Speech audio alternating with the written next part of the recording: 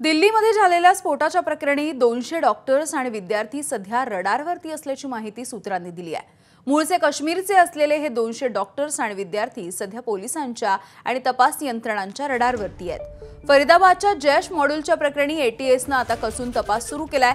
Doctor Shaheen हा 40 पेक्षा अधिक काश्मीरी डॉक्टरांच्या संपर्कात असल्याची माहिती तपास यंत्रणांना मिळाली आहे। भारतासह अनेक देशांमध्ये शाहीनचं नेटवर्क पसरल्याची देखील शक्यता आहे।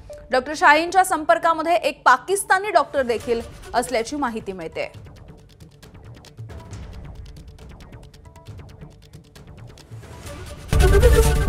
एबीपी माझा, उघडा डोळे बघा नीट।